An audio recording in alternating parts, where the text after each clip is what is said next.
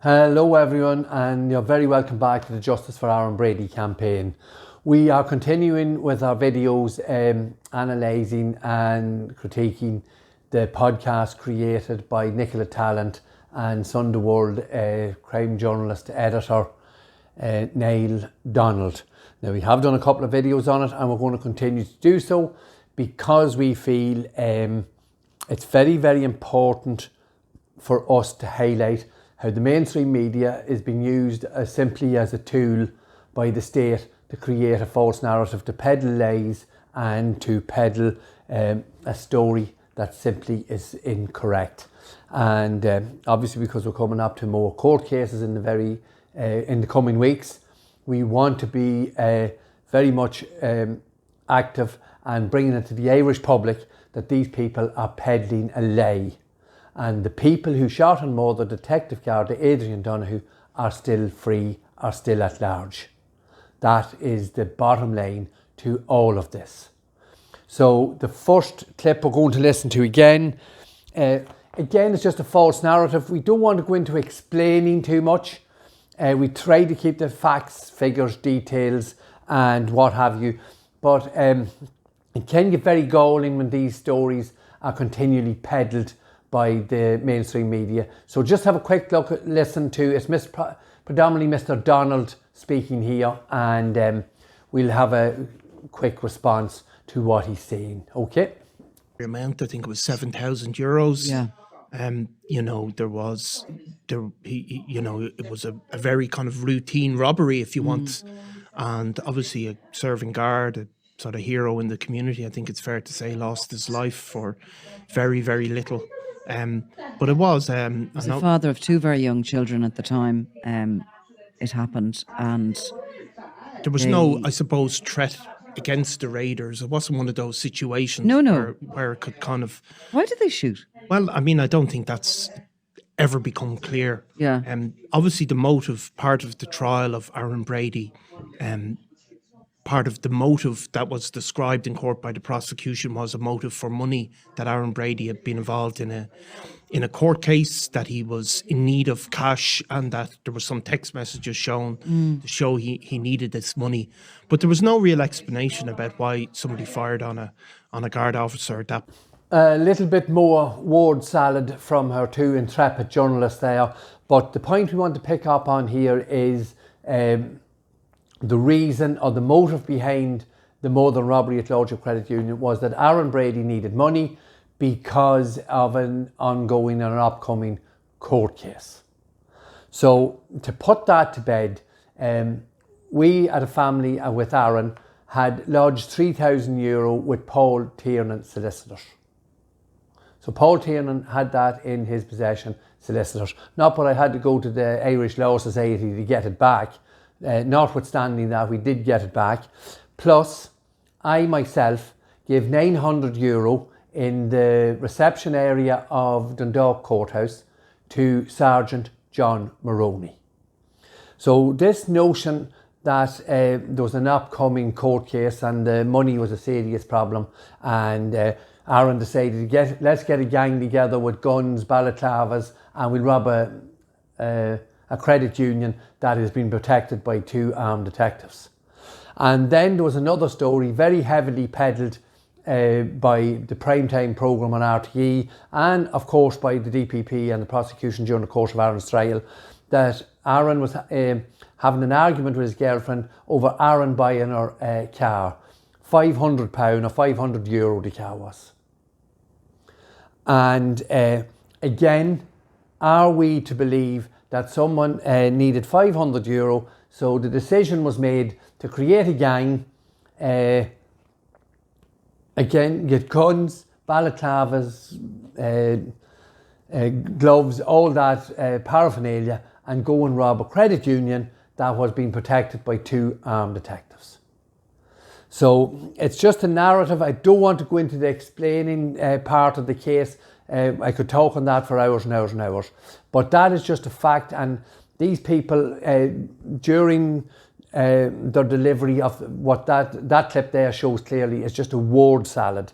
Very little cohesion or sense to any of it. But then they drop in these little nuggets of information that are very suitable to the DPP and Garda Síochána. So we'll continue to do that. And now in the next clip, we're going to show Nicola Tallant. I've called this a pathetic podcast already. But what you're about to hear now, in fact, it's a little bit sad that journalists would have such little respect for a man who lost his life during the line of duty. So just listen to Nicola Tallant here now.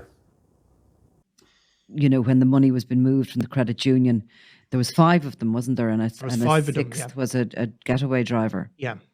And not all have been brought before the courts, although a number of them have. Yeah. And have been convicted in relation to the robbery. Aaron Brady's the only one convicted in relation to the murder. Yeah. But so just to put the record straight, there were 5 raiders involved in the Northern robbery at Lordship Credit Union. 4 men hid behind the wall of the credit union, jumped across the wall, attacked the Garda car, attacked Pat Bellew's car, and attacked Bernadette, the credit union workers' car. Two armed men went to the Garda car, one of them armed with a shotgun, and took Adrian Donohue's life.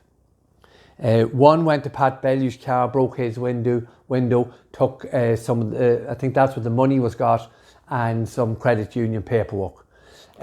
Also attacked in the car park was a credit union worker, Bernadette, who again told us that the raider had a Dublin accent, and I think he took some personal belongings, a handbag and something like that of Bernadette. And there was one getaway driver, a female, a woman. So there was 5 raiders. Nicola Tallant here doesn't even know how many raiders there was.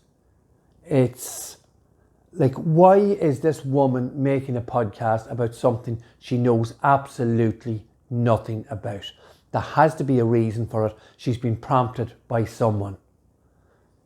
Because there is no other explanation. If you don't know anything about your subject, what you're going to talk about, you most certainly do not go and make a national podcast. It's pathetic. I'm going to keep using that word because it really turns our stomach to listen to this nonsense. And then she tells us that there's been a number of convictions. Well, we haven't heard about them yet, these other convictions, Nicola. So we would be more than happy if you would let us know if someone else has been convicted of the robbery at Lordship Credit Union. Now, we are aware that there was a court case, a trial in February, March and April, and we await the decision of the judges in the CCJ. So you're wrong there again. And I keep saying this, and we will repeat it. It is the height of disrespect for someone who lost their life that you peddle this bullshit on a national podcast. It is literally pathetic. And you also make the point that although you get it wrong, but you're sort of in the ballpark, that other people have been tried for the robbery and not the murder, that Aaron Brady is the only one who has been tried for the murder. That too is something that surely must be questioned. Because if we go back and listen to all the rhetoric outside Dundalk Barracks, Fort Apache, Dundalk, with the men in the white shirts and the braids, told us everyone that was arrested would be charged with murder. Again, another tissue of lies, another narrative, another bit of bravado by these people trying to cover their tracks.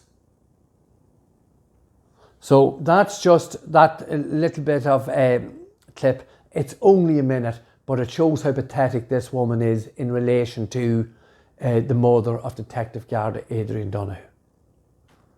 So I don't think we can overstate how pathetic that little clip is.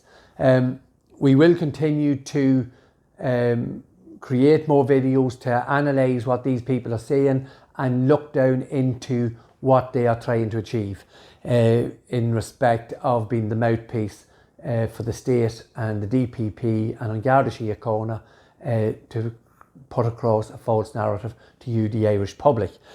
Any of these questions that we have raised, and we have questioned your statements and what you're saying here and this podcast, Nicola Tallant, Niall Donald, any of the staff in the crime investigative department in the Sunday World, if they want to ask us any questions at any time, we are more than willing to sit down and do a podcast here.